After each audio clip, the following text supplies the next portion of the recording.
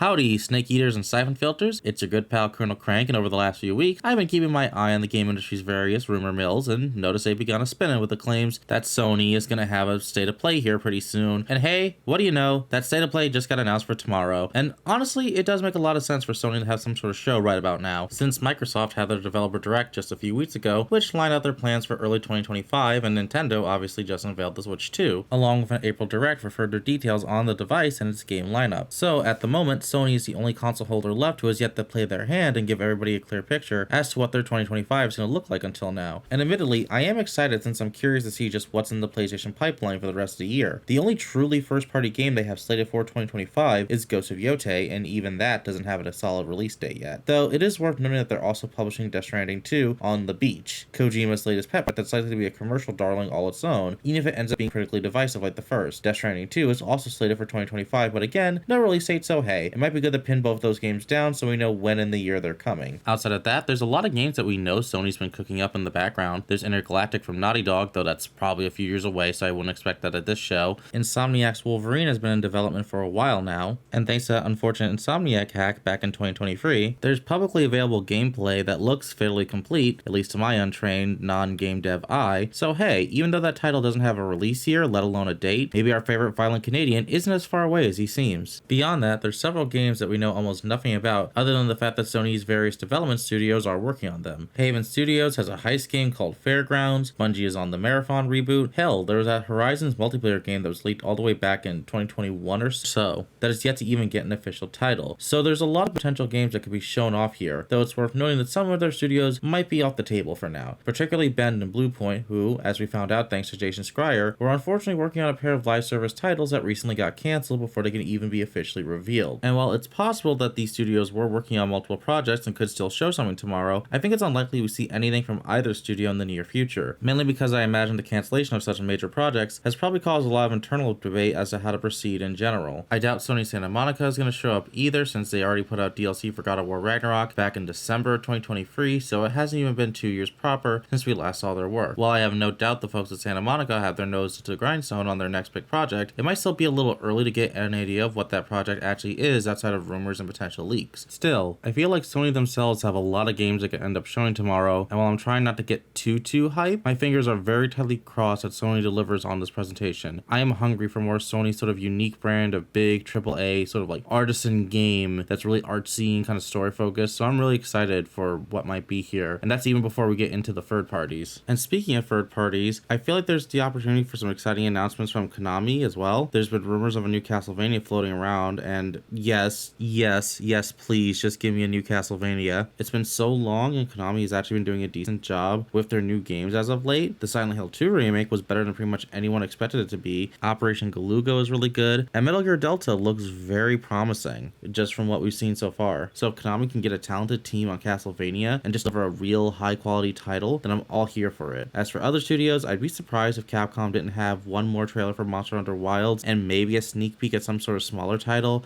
like a new Ghosts and Goblins, the follow-up Resurrection, or maybe even a 2D Mega Man that uses the assets from the legend, though I don't think we're gonna get anything huge like a new Resident Evil, you know? They don't want to pull focus away from Wild, so they might hold off on announcing something as big as an RE until that game drops. Also, I don't think there's gonna be much substantial news for Street Fighter 6 because we just got mine, so it's probably gonna be a while until we get a glimpse at what's next for Street Fighter in terms of DLC characters. And yeah, as for who else could show, I think Sega's a toss-up. Well, they could easily show some more Sonic Crossroads. I feel as if that would be more geared towards a Nintendo Direct, only because I feel like there's a greater overlap between Sonic and Nintendo fans. So yeah, that's all. Just some very quick, rambly thoughts before the state of play tomorrow. I'm not super hyped, but I'm decently excited, you know? Could turn out pretty fun, especially if we get that one big first-party title from Sony. Like, even I think just one big, like, AAA game from them would be enough to make this show stand out. But even if that doesn't happen, I'm sure at least one or two of the third-party announcements will grab my attention, so that'll be nice, but we'll have to wait and see. It's happening at 5 tomorrow, and I probably won't be able to stream it because I am in the middle of moving right now. But once it's done, I'll put together a little video of my initial thoughts and just give my raw reactions, and if something exciting happens, I'll be sure to let you all know my feelings on it. So that's about it. Just a quickie for you. Be sure to like the video, and as always, crank up the noise.